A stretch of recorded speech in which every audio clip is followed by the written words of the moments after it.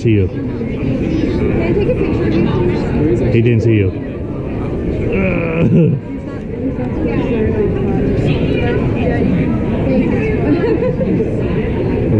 Take a picture. Oh, yeah.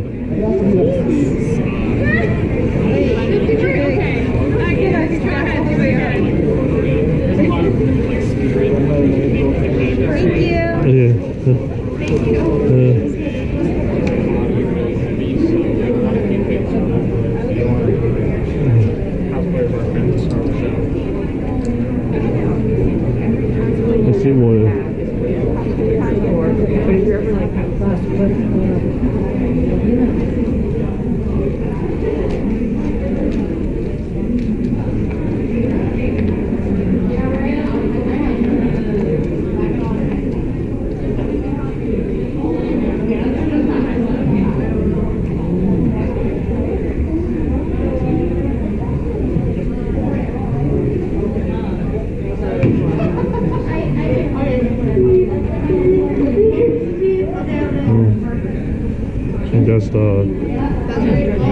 That's a judging.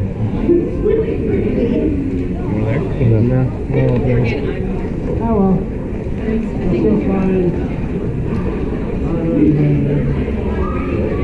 I'm gonna go find my girlfriend.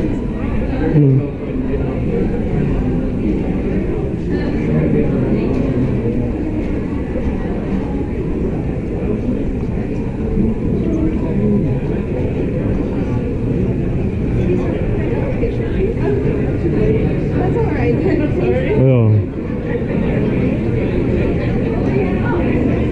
Get into Spider-Punk.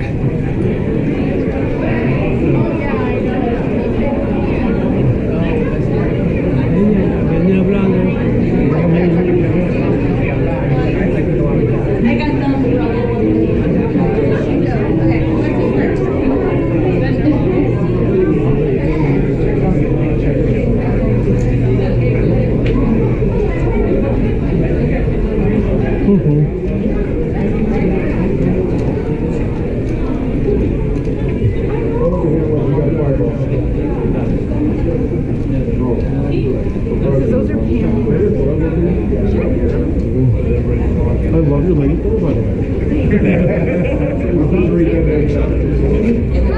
Okay. Operation Action Room, kind of room 432. Yeah. Alright. Yes. So 5 6 7 where? Point.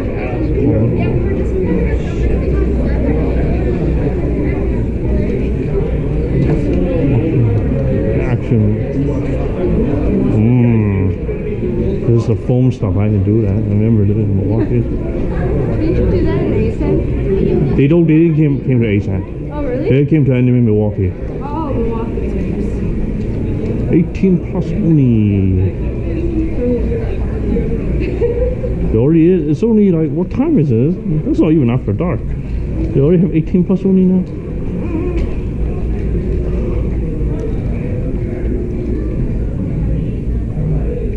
What the fuck? You want to sit in? Yeah, sure.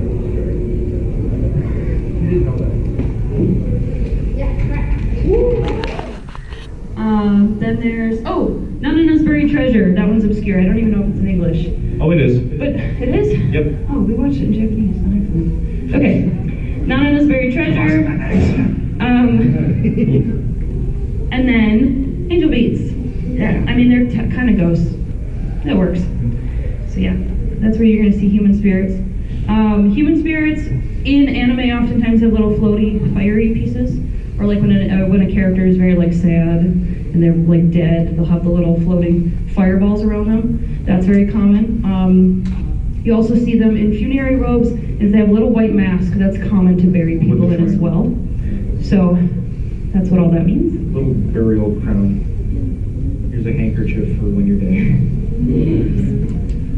I wanted to go into Oni first, because sometimes people don't understand. It's not your fault, I literally just looked it up this week. The difference between Oni and yokai. Very similar, but the easiest way to define Oni is by specifically evil creatures. They're often translated as demon. Or ogre. Typically, if there's something that's a good spirit, you would call it a yokai. like Totoro is good. That would be more yokai. But something that is inherently evil or bad would be an oni. It's very rare to have a good oni. I just don't think it exists. Of course, in anime, we can do whatever we want. Yeah. They usually have horns on their heads, but they don't have to. And then they usually have red, green, or blue skin. So you see those classic masks, the red, green, or blue ogre masks or oni masks. That's just normal. And here's a giant list of them. I'm going to go into what these are, and then we'll go into the more important ones. So these are your classic. Just gotta find the notes here. Holy shush. No, this one's on food. No.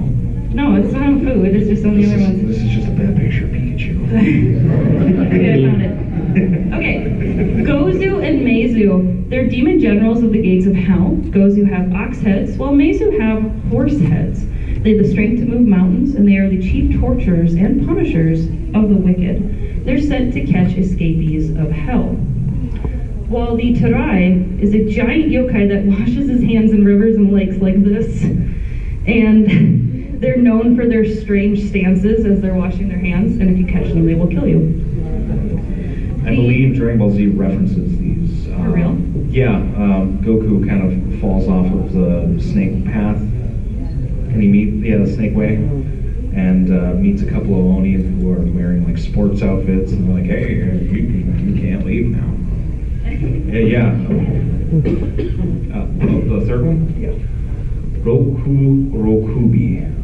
These are normal humans, but when they're sleeping, their heads go woo. No, you weren't smoking. Their heads are really, really long neck strings. They were once humans, and it's believed they were punished for sins, or even punished for their father's or husband's sins, as they're usually women. You can catch them licking the oil off of lamps, but if you can try to catch them sleeping, you'll notice their head extends while they're sleeping. There aren't many stories of them attacking people. It's more just if you catch them like that, then they'll defend themselves. I think they bite people occasionally. But your lamp oil will disappear, and that's not good. Amanojaku is evil wicked monsters who spread evil energy. You could almost consider these like imps, or just little thing. Like if you see a little jerk who's just spreading dark evil energy, it's probably one of these. There's not really a definition for them. Next They one. come in a lot of different forms too. Next one is Hashimime. Hashimime, Maiden of the Bridge. They're worshipped by people who live nearby the bridge because they actually will defend that bridge. If if an army's going to come over that bridge and hurt you, she can actually defend your city. She can also defend the bridge from being destroyed by natural disasters. But the thing is, she's incredibly jealous. And if you talk about other bridges while you're on her bridge, she'll kill you.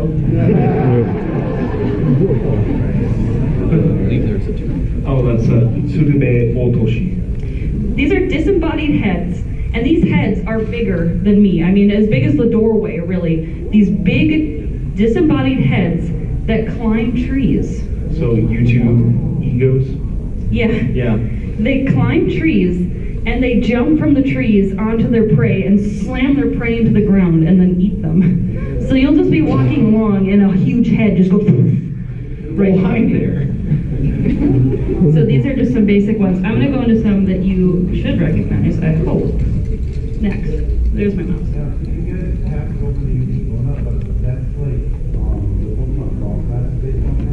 Well, that was in the previous slide. Yeah. All right. In the yokai. So we're going to try to fit all this stuff in. Shinigami. The way you know Shinigami is probably not correct. While it does mean god of death and spirit of death, they invite humans toward death. They are not psychopomps. They do not ferry dead souls over to the other side. That is not what they do. They may decide when people die, or they possess you and compel you to die. And the easiest way to die at that point is to kill yourself somehow. You may have seen this referenced in Madoka Magica. The witches have that kind of effect on people. They just compel people to need to die. It's considered that Meizu and Gozu and the god of hell, Yama, are also Shinigami. The interaction with these well, you probably won't survive an interaction with these. And it's also believed that the goddess of death could be a Shinigami as well, as she compels people to die if they get too close to hell. Possession can cause people difficulty to speak, but they will be incredibly good at lying. So if you notice someone is having trouble speaking to you, but then they lie no problem, they're possessed by a Shinigami. Well, it could be a sign, or maybe they're just that kind of a person. Which is very different from the Shinigami of Bleach, who use their powers to ferry souls over, or help them rest. Or, the Lord Death, I know in English, in Japanese is called just Shinigami. And he's a little goofier than your average Shinigami. Noragami has a Shinigami in it as well that I couldn't find a picture of because it's still in the manga. And that's still nicer than how real Shinigami are. Ryuk is actually incredibly close. Incredibly close. I mean, they don't really have a form. It's just a formless spirit that possesses people and then makes them jump off cliffs. Well, right, but the fact that he tries to, I mean, with the Death Note, he decides when people die and he sits up there and just kills people. Yeah.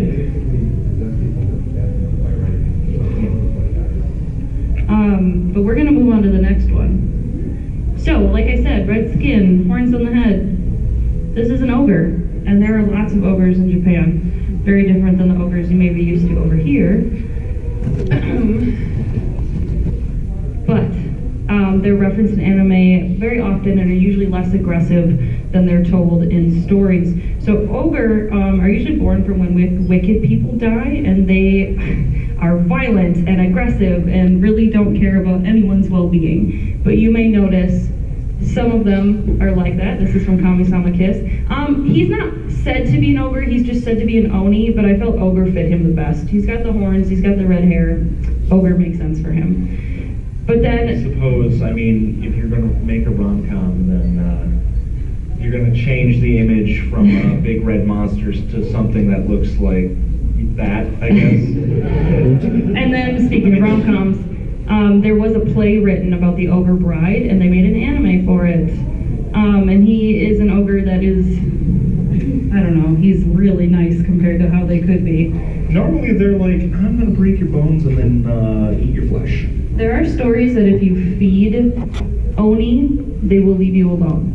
You have to feed them very good food from our world, and that's kind of how the whole show goes. It's called Kakurio? I don't remember the whole name. But it's good, I watched the whole thing. It's kind of like Food Wars mixed with Kami-sama Kiss. That's the best way to put it.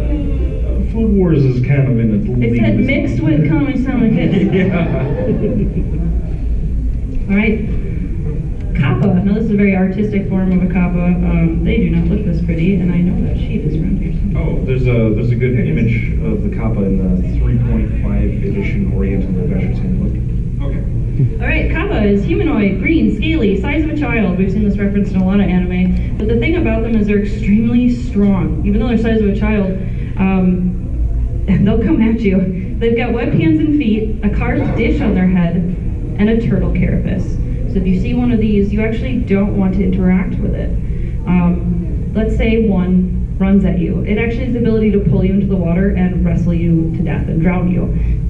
Don't ever take them up on their wrestling offer. You will not win. They are the strongest wrestlers in Japan, and there is only one hope of saving you. If the liquid dries out of their dish, they actually slowly die. And if the water drains out while they're tipped over, they cannot move. They have a weakness for politeness. So if you are polite to them, they will be polite back. So if you, before your wrestling match, bow very deeply, and they bow as well, the water will drain out of their dish and they're stuck like that. Another thing you can do, since you're already taking advantage of it, you can fill that dish yourself with water as it slowly stands back up, and it will owe you its life, and it will serve you. You can also make them happy by feeding them their favorite meal. They love cucumbers, but they'll also eat eggplant, soba, soybeans, and kabocha. But that's your only hope of saving yourself, because they also have been known to force themselves on people in a way that I'm not going to say the word, and they will eat human flesh. So, Wait, you're telling me these cute little... Hold on, they can't see that. Oh. You're seeing something different than So I am. that. So while you may see this thing in the water and it may look cute, avoid it. And especially avoid it if they have a metal dish on their head covering the bowl, because then you are hopeless and you need to run. Run. Your only hope is to run faster than them. Good advice. But there's some anime who make light of kappas. This is from School Rumble. He is wearing a water suit that looks like a kappa. And then even cuter, this is a version of kappa from the Ogre Bride anime as well. And he's super cute, and she feeds him a cucumber all the time, and I love him. He's really cute. So on your adventures in Japan, you may come across, actually, you probably have come across these, Tsukumogami.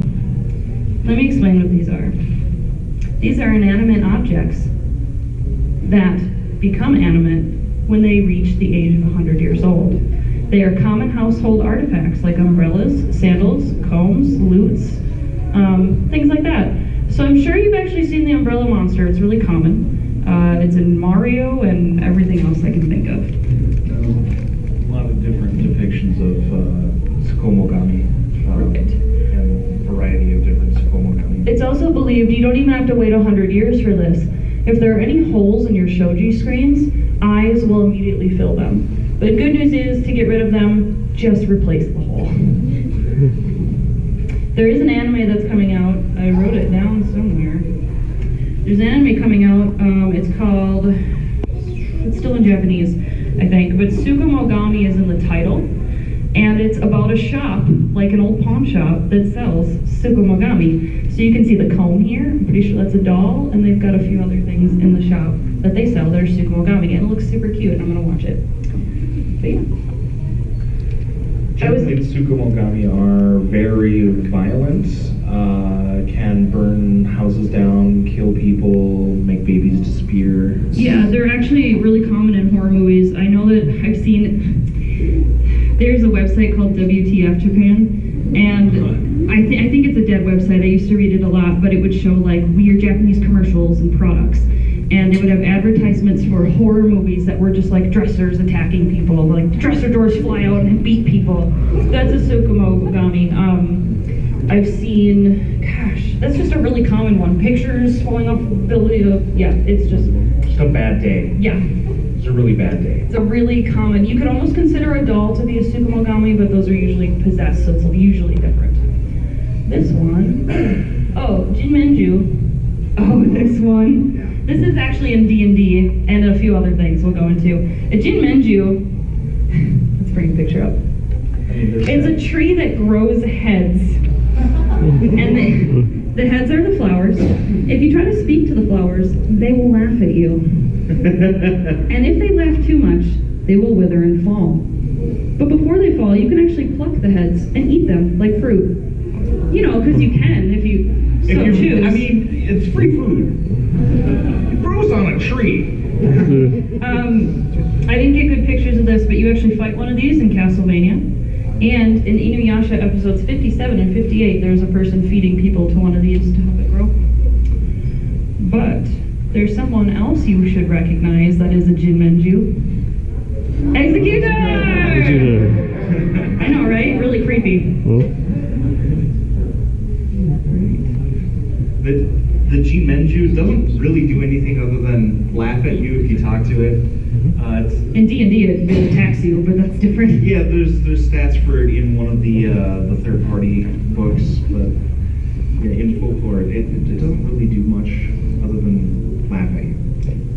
So we should be done with the Oni and the monsters, and we're going to go into Obake. I mean, we'll go into a few more monsters.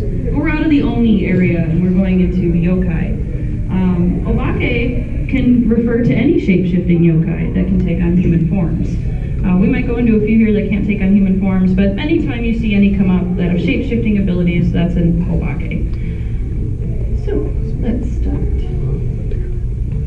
This is going to be the bulk of our presentation, or the next one's here. So we have merfolk in Western stories, obviously Little Mermaid, things like that.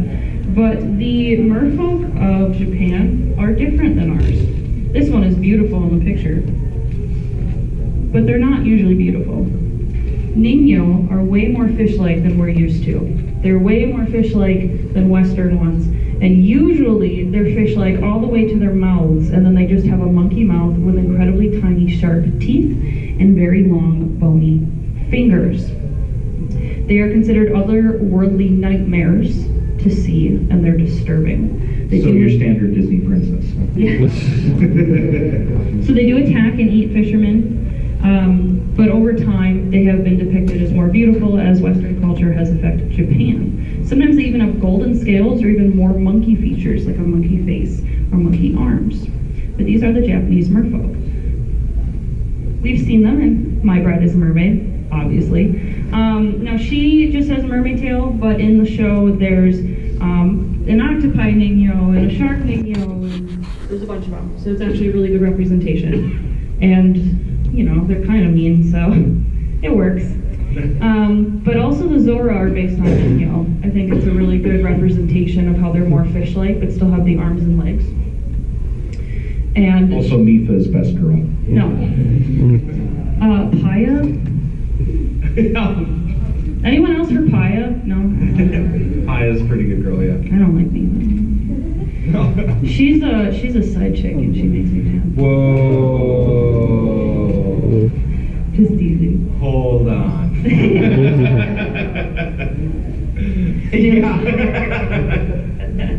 Okay, so this one, Jorogumo, you may also see this as, they're similar to Tsuchigumo. Jorogumo is a spider woman. She's very defensive of spiders and has a lot of vengeance. If you like the one in Triple Sonic? Avengers? No. Right? No? Oh, okay. God. So Sugo, totally threw me off. Tsuchigumo are spider monsters, but Jorogumo is usually a woman where if you attack one of her innocent spiders or brush away its cobwebs, she will come after you and drain you of your blood, drink it, and eat you. So really, when you see a spider in Japan, the spider itself may be fine. You should really avoid harassing it, or it can call upon Jorogumo to defend it. Jorogumo has been referenced in a couple things. This is from Triplexholic Season 2, and she's very accurate in that, I feel. But also in Okami. There's a Jorogumo in Okami. Oh, and Yu-Gi-Oh as well? Okay. Oh yeah, and Digimon and technically Driders in D&D.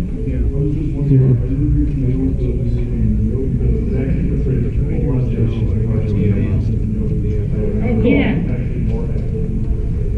Right. That's nice to hear. So Neo is another one that will cover most of what we're Is that discussing here N-E-O today. or N-I-O? N-I-O-H. Oh, right, NIOH. And there's an MMO out there where you're actually a yokai, I think. That one's... Well, there's that Monster Hunter kind of Yeah, that where you one. fight yokai and Oni and Pokemon and such.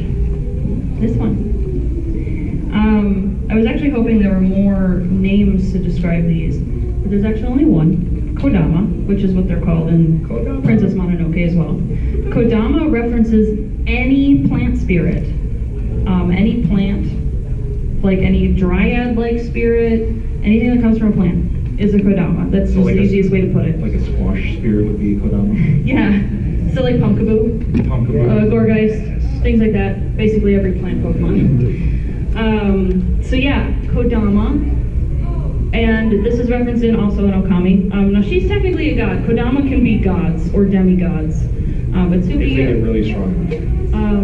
Sakuya from Okami. We have Suyu from Noragami. She's the plum spirit that serves Tenjin. And then there's the Deku tree. I threw him in here. He's more like a god, but you could consider him a Kodama, but more so you could consider his Kokiri and Korok's Kodama. That's a really good representation. Oh, this one. Does everyone know what this is? It's a big one, Tengu. Let me find my sheet. Tengu are represented in tons of anime all the time. Let me find it. They very often do have the red skin and the very big noses. It's very common. The thing is, Tengu come from a Chinese mythological creature that is completely different. They actually are meteor dogs, and somehow, through the translation, became crow demons. So in Japan, they usually have black wings or beaks, or can turn into crows or ravens. That is very common for Tengu. So, meteor dogs, like dogs from space? Yep. Like Bartholomew from Spaceballs?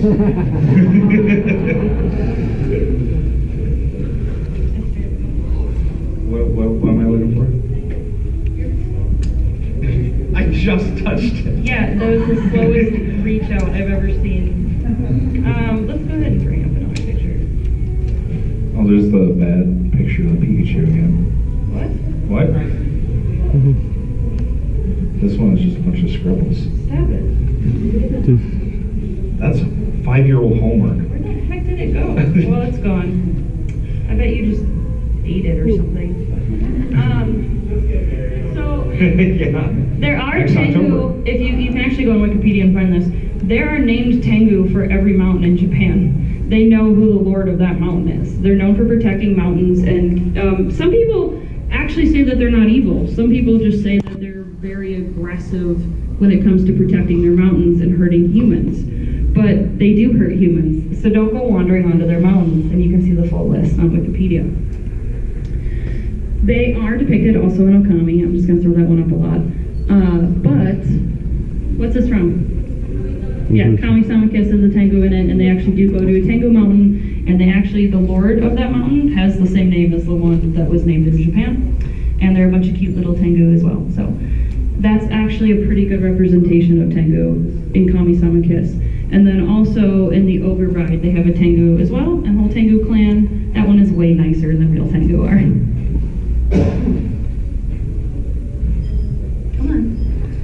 There we go. Next one. Oh, this one. This one's cool.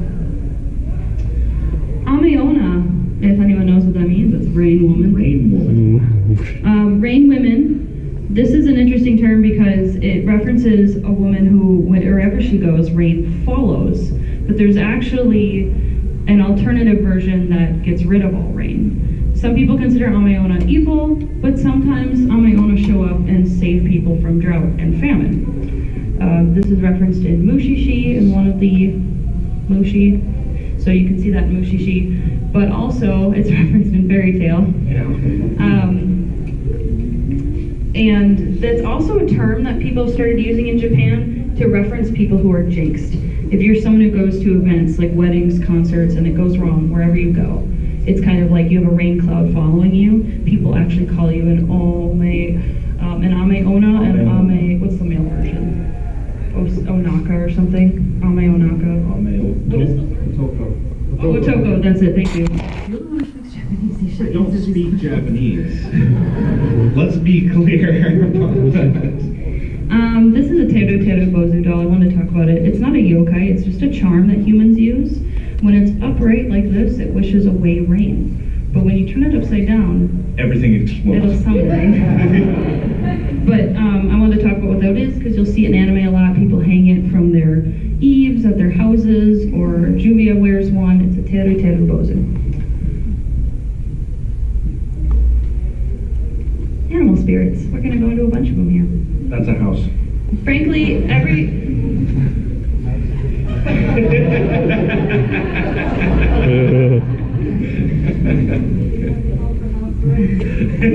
what I should tell you about all animal spirits is basically you can take any animal in an anime and make it into an animal spirit.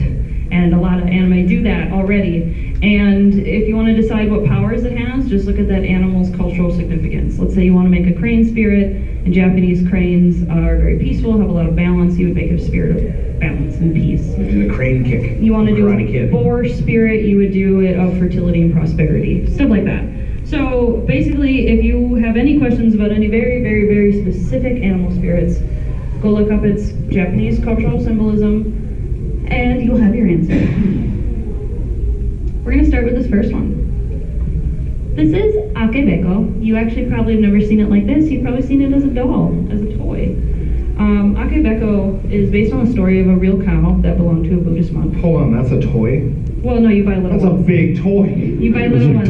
That's toys. Akibeko was a cow that belonged to a Buddhist monk and stuck around while they were building a temple.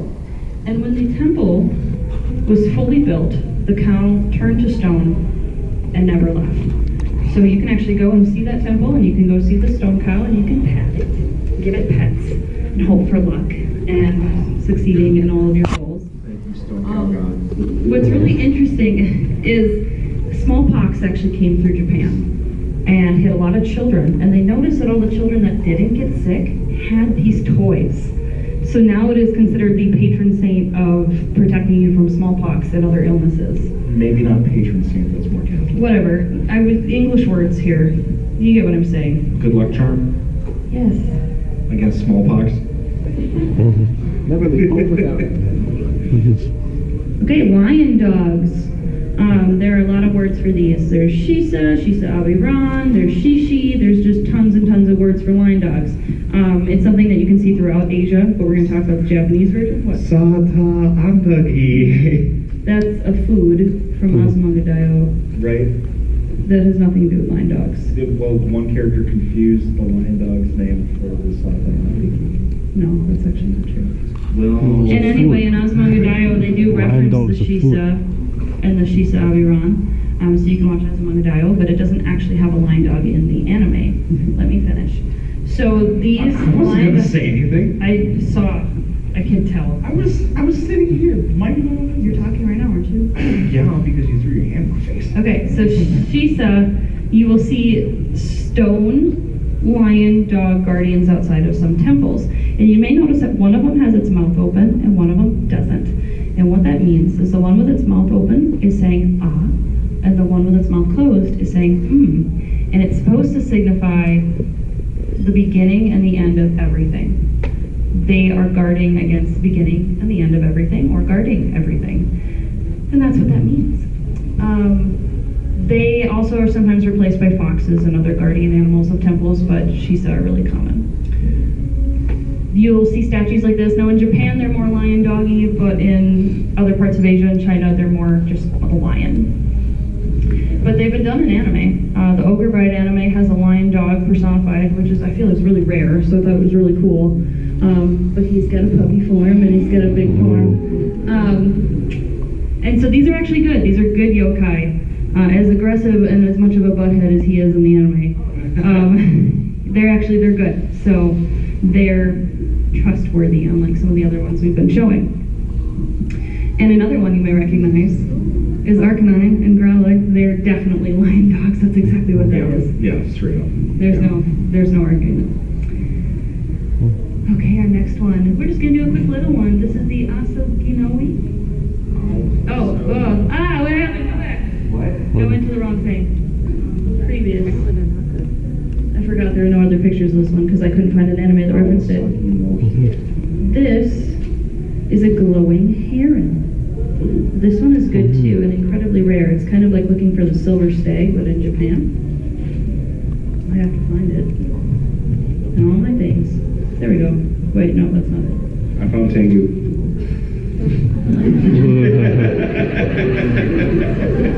There it is. Okay.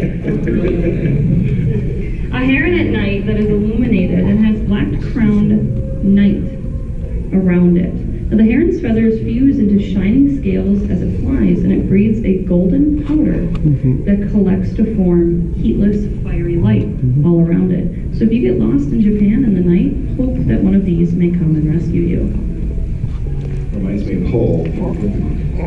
Yeah, actually, kind of. Although that one's more based off of the Phoenix. Yeah, but that's actually a really good one. So this one. You see how he's being attacked by all these black birds in the middle of the night? These are Yosuzume. Yosuzume are night sparrows that when you see them at night, they'll give you night blindness. They're just little sparrows that you want to avoid on the road if you see them run. And don't look at them. But they are referenced in a couple things, I would say. You might be able to see them in Yokai Watch or Okami. And Okami, they're a little bit different. They're just regular sparrows.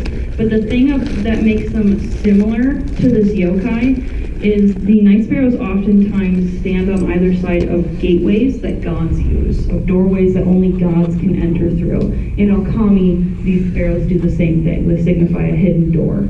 So, that's why I made that connection. Next, oh, this is a weird one. Furi. The Furi looks like a cat, but is actually a monkey. It's a monkey with red eyes and leopard patterned fur that is blue. They eat spiders and they eat the smells of wood. They do not move at noon, so you may actually be able to catch one at noon and share its very expensive pelt. It glides like a bird from tree to tree, and it will beg for mercy or pity if it is caught. It can easily die from strikes, but it will always revive as long as wind passes through their mouth. Blades cannot cut them, flames cannot burn them, so the only way to kill one is to crush its bones or its head, or block its mouth and nose from wind. Next one. Oh, this one. This is a Satori. This is a monkey that stands upright and reads human minds. It seems to have the intent to kill humans, as it will go to your door and knock on it at night, waiting for you to come out so it can kill you. The thing is, though, they're incredibly skittish, so the moment you answer your door, they run away. Some people believe that they aren't aggressive, but the ones who look out their windows see the evil intent in their eyes and believe that they're evil. They also can imitate human voices to encourage you to open your door and come outside. So, Mojo Jojo. Had it with your sassy mouth. All right, this is a pretty important one to some people. Let's go into it. This is the Bake Tanuki, or also Tanuki. Tanuki the animal, here in purple on my shirt, or up on the page. They are shapeshifters. They are obake. They can turn into humans. They can turn into other animals. They are tricksters. They are sneaky, but they can also form deals with humans, or they can have sales. They will sell things to you. They have a part of their body that no one is going to yell out that they use for their magic. They can actually use it to fly. They can use it to shapeshift. They can use it to carry things. They're considered protectors of the forest, and you can see them in Pompoko, which is a movie by Studio Ghibli. If you like Studio Ghibli, you may like it.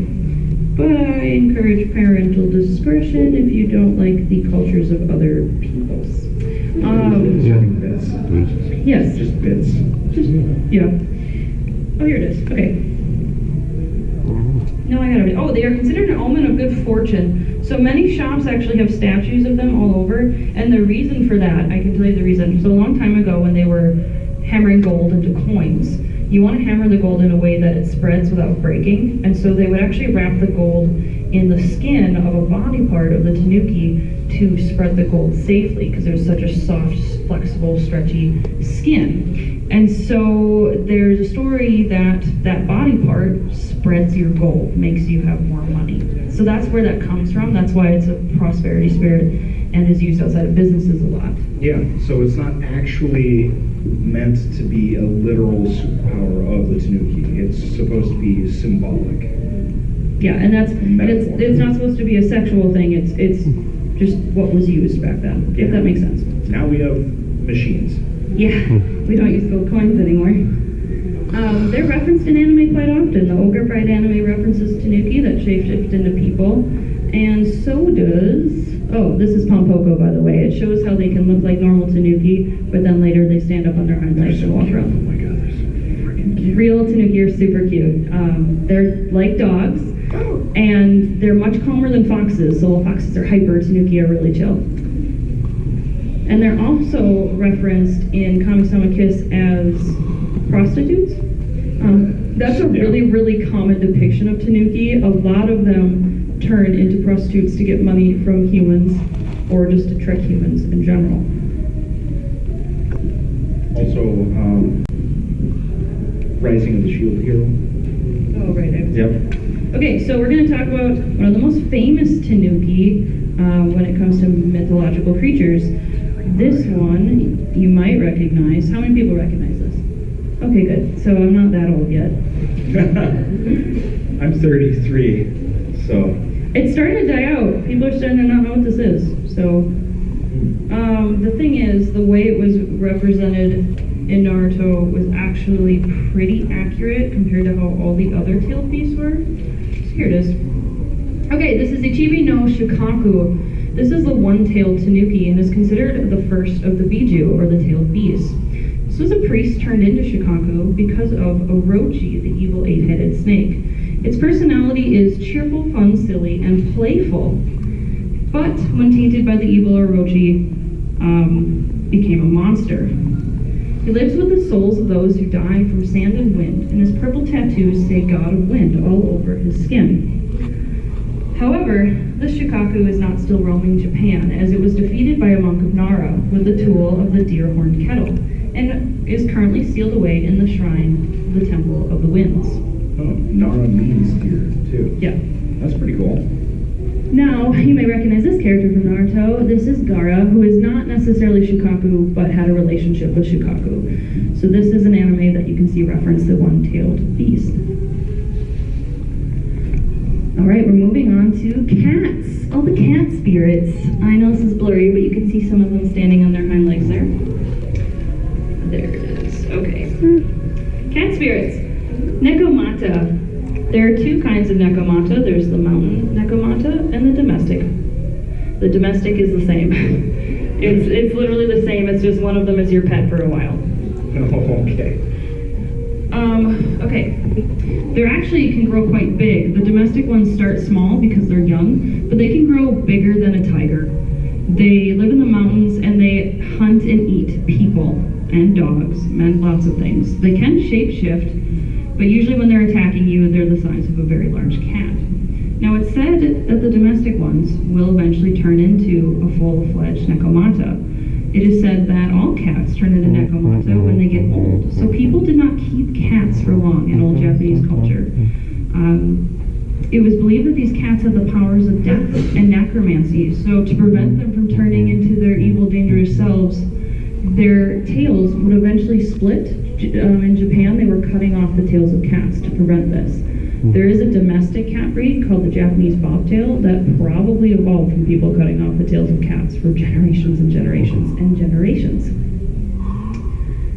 But they do start to get a split in their tail as they go. So when you guys see two-tailed cats, we're going to go into that a little bit more here, but that's where that comes from. Now this is the kasha. Now, the kasha doesn't look like a cat. In some stories it's a chariot or just someone pulling a chariot, but it's a fiery chariot that steals corpses from funerals of bad people. But in many stories it is actually a fiery big cat that steals the corpses of people. And this relates back to the Nekomata having powers of death and necromancy. But the kasha is the only one that has the fire element, so I thought it was an appropriate way to reference Hinata.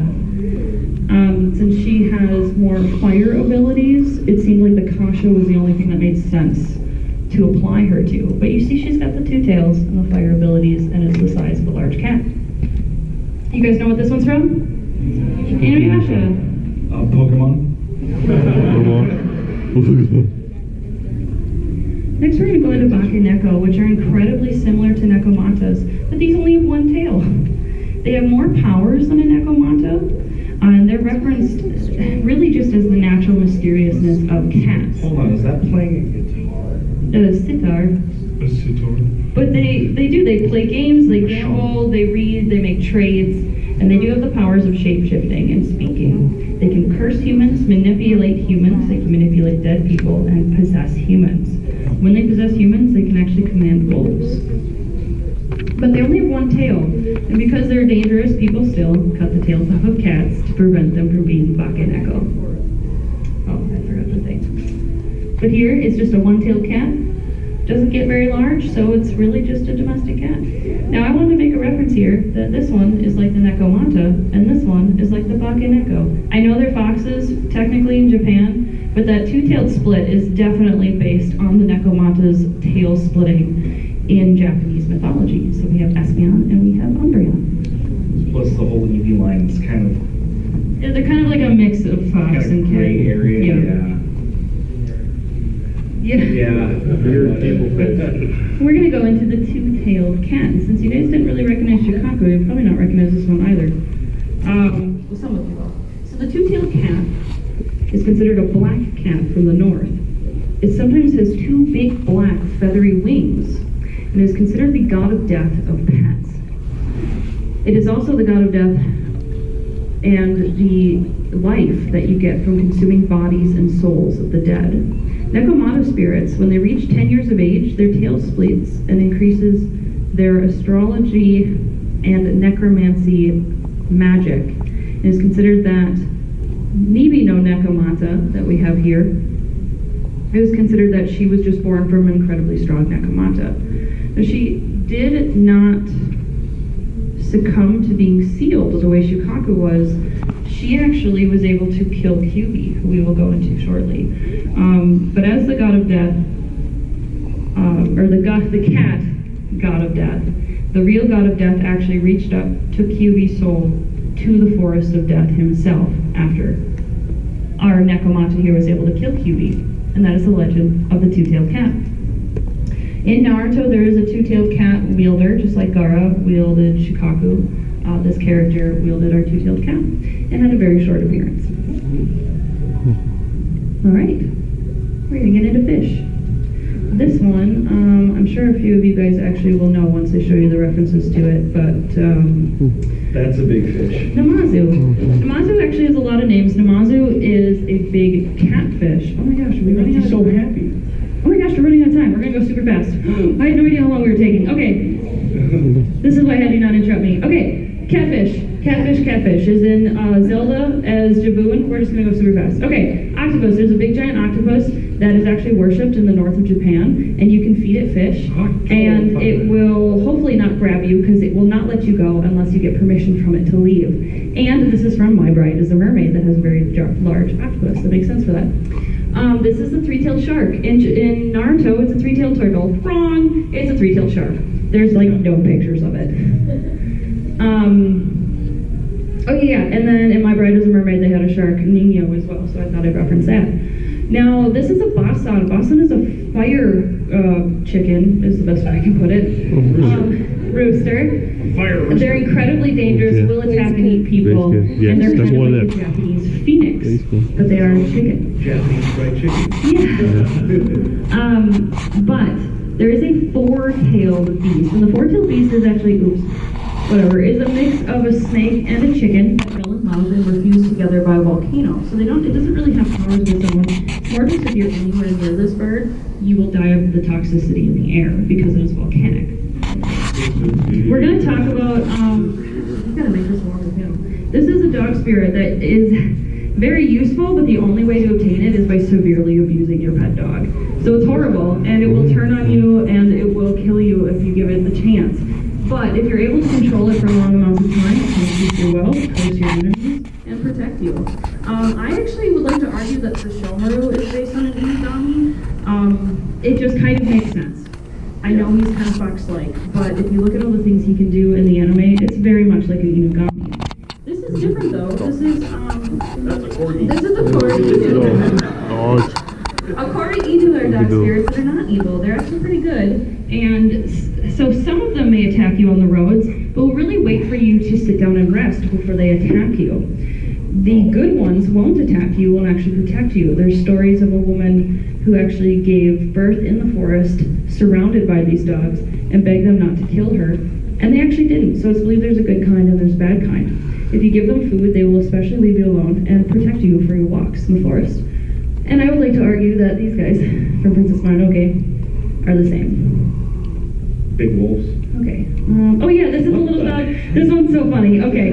So this is a little dog you can encounter on the mountains, a Sune Kosuri, and they do nothing to you other than rub all over your legs like a cat. And the only harm they cause, it's hard to walk around them. That's it. There's another type of wolf dog, Okami, that you can actually call as a spirit to protect you and do tasks for you. Just like in the game Okami, Shiranui, the wolf, protects people. And it's a really good representation of Okami-san, which is a good anime. There's Wolf's Rain. There's Hollow and Spice and Wolf. All really good representations of Okami. Okami. And this is, what are we doing here? Oh yeah, Gobi no Hoku, 5-tailed wolf. All the tails have a different element, and it actually wants to kill all nature and return everything back to the elements. So not super good.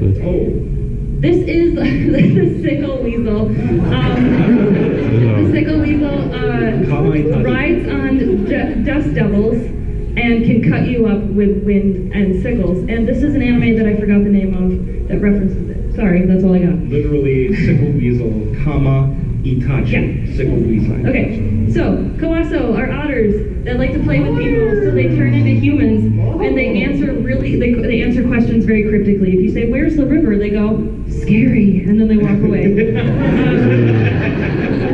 If you catch them in a net on accident, they will turn into a disembodied human head to scare you and run away. The weasels, 10, yeah, weasel spirits. There's nothing special about them, they were just cute. 6-tailed weasel is of lightning. Some people say it's a squirrel, it's not. It's Full pics. and it has pure electric tails. It's not a squirrel. It's a very bad translation. Alright. These are badger spirits, Mujina. Sometimes they're tanukis. They're actually not as powerful as tanukis. They are very bad at transforming into humans and oftentimes forget to do the face. So if you see a faceless woman, it's a Mujina. They're not bad, they're just dumb. Excuse me.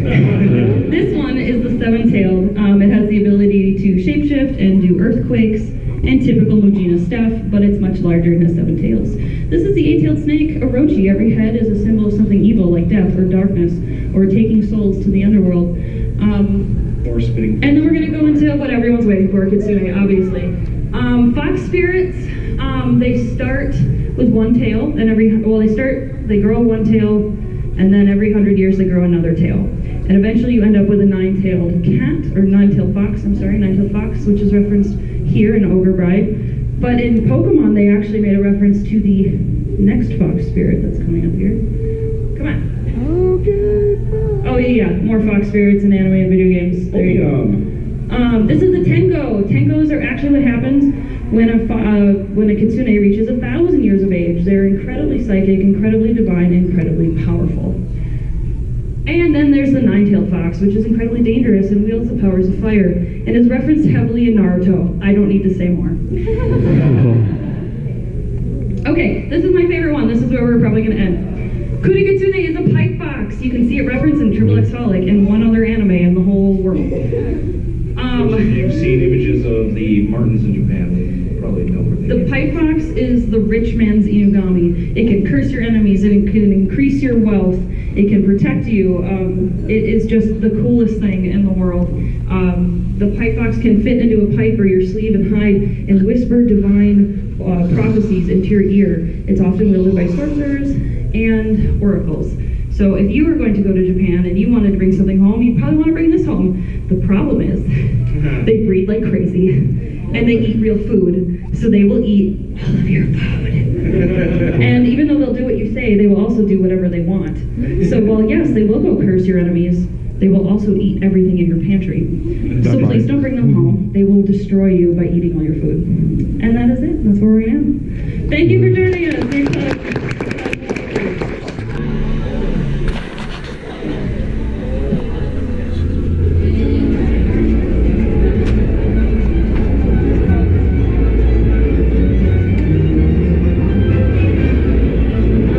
Let's find a water park. It's over there.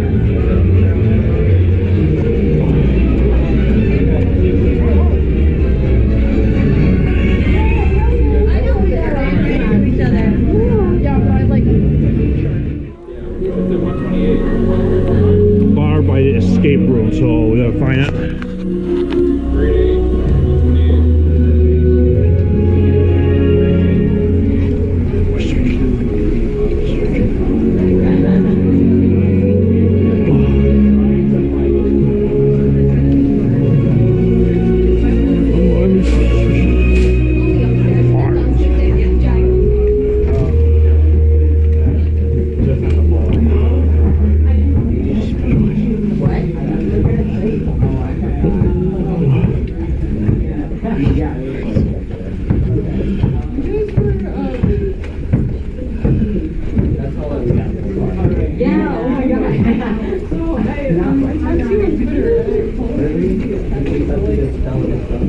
I don't get.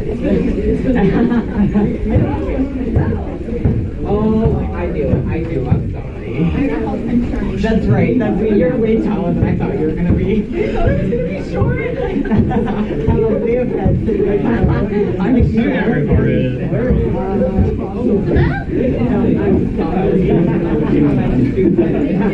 Yes, you should be Kevin. I want to have you Space Jam. I know.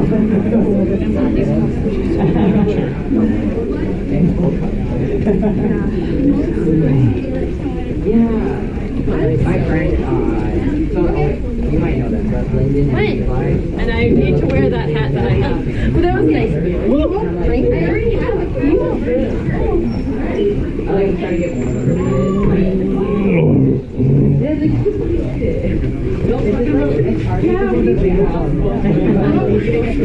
You sound like that. Elsa said she'd like it. Yeah, they're sure what the hell is that? Yeah. Do it some way. Do it somehow. Yeah, for real. I'm trying, yeah, because I was going to make one of them, and he looks just like his brother. Cosmic Conflict is like the main thing. Main hall, yes. And he's like 5 feet tall. You know where it is? Hey, Eli. Yeah. Of course I know Eli. No, I know, you know. But he should come play Andrew. This is the raid. I would make it fun. Yes, that's definitely what it is. I also don't know where the raid is. It's probably across the video. I know it's like where the registration is. It's near the registration. Okay. Well, first let's find an escape room. Escape room? Escape room. Next to the escape room, there's a bar. That's where they are. I know, but I had wine. What?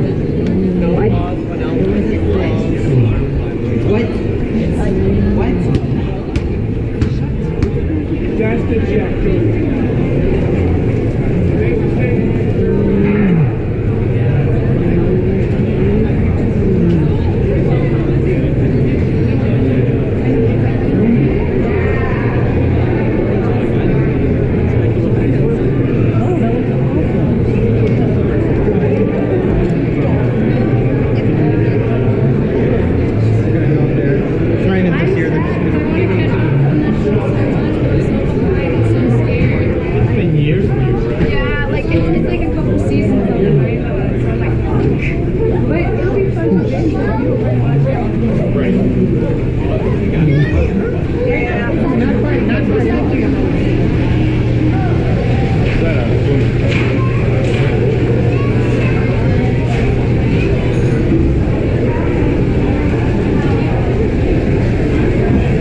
You see, there's a bar next to escape room.